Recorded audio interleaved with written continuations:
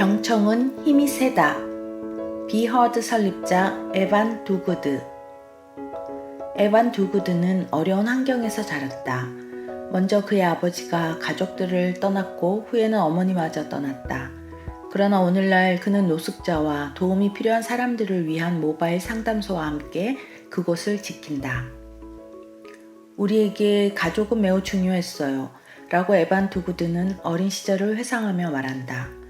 하지만 제가 14살인가 15살이었을 때 이혼을 통해 모든 것을 빼앗겼습니다. 아버지는 집을 나가셨고 결국 어머니마저 떠나셨죠. 지금까지도 어머니가 어디로 가셨는지 몰라요. 15살이었던 저는 정말 힘든 시간을 보냈습니다. 그는 사립학교로 갔고 교사들은 점차 무슨 일이 일어났는지 알게 되었다. 이 시기에 사촌이 총에 맞아 죽었어요.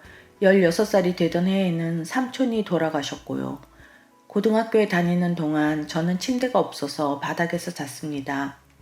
결국 저는 할머니 집으로 이사를 하였어요. 우리는 5명이 방이 3개인 집에 살았기 때문에 저는 바닥에서 잤지요.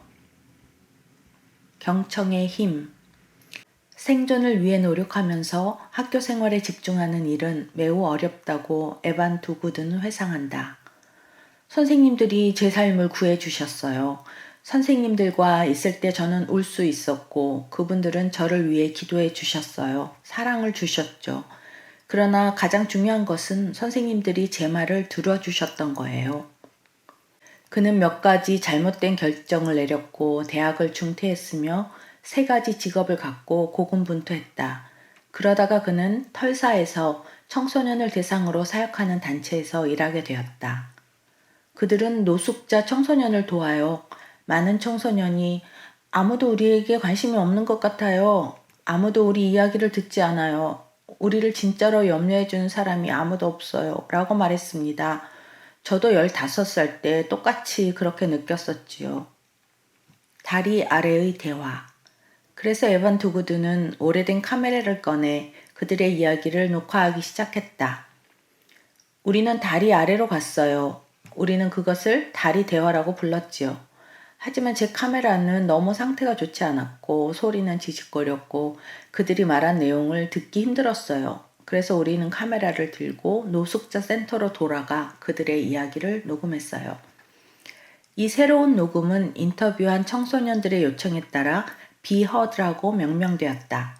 그렇게 해서 우리 비영리 단체의 이름이 탄생했죠. 이 노숙자 청소년들의 목소리를 통해서요. 에반 두구드는 털사에서 노숙자를 돌보는 이 단체의 설립자이자 운영자이다. 샤워 트레일러 때문에 울다. 이전에 그는 하나님을 향해 화를 내곤 했다. 그러나 과거를 되돌아보면서 그는 하나님이 자신을 통해 문제의 해답이 되셨음을 감사한다. 사람들은 오직 하나님의 행하심을 통해 거처와 샤워 등 모든 것을 얻습니다. 우리는 이 일을 할 수 있음에 감사할 뿐입니다. 노숙자 청소년에게 가장 중요한 것 중 하나는 샤워이다. 하지만 우리는 그들의 말을 먼저 들었기 때문에 이 사실을 알 수 있었던 거죠. 단순히 하나의 필요에서 시작한다면 진짜 필요들이 종종 밀려나게 되지요. 그의 팀과 함께 그는 이동식 샤워 트레일러가 있다는 것을 알게 되었고 비허드는 한 지자체로부터 이동식 샤워 트레일러를 받았다. 저는 너무 기뻐서 울었습니다. 이것을 통해 몇 주 동안 몸을 씻을 수 없었던 사람들이 마침내 샤워를 할 수 있게 되었기 때문이다. 그것은 자존감에 엄청난 영향을 미친다. 미용버스. 그런데 이제 트레일러를 끌 자동차가 없었다. 에반 두구드는 자신의 차를 팔았고 한 지자체가 나머지 금액을 기부했다. 더 많은 지자체가 동참했고 이동식 세탁 트레일러와 이동식 미용버스도 구입할 수 있었다. 그것은 하나님만이 하실 수 있어요. 열린 팔은 가치가 있다. 단순히 도움이 필요한 사람들을 돕고자 하는 것만으로도 시간이 지남에 따라 신뢰가 쌓인다. 저는 저의 선생님들이 어떻게 지내냐고 물어봐 주신 것을 통해 그분들의 한결같으신 태도를 통해 선생님들에게서 마음을 털어놓고 울고 웃을 수 있는 안전한 장소를 발견했었습니다. 그리고 그것은 제 삶에서 정말로 도움이 되었죠. 귀는 강력하다. 당신이 누군가에게 줄 수 있는 가장 강력한 것 중 하나는 귀입니다.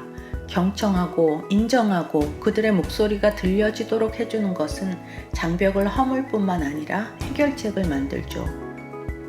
하나님은 다리 밑에서 자는 사람도 부르신다. 저는 오늘 걸어다니는 기적으로서 이곳에 있습니다. 하지만 가장 중요한 것은 하나님이 저를 구원하신 것입니다. 그리고 저는 다른 사람들도 같은 경험을 하도록 돕고 싶습니다.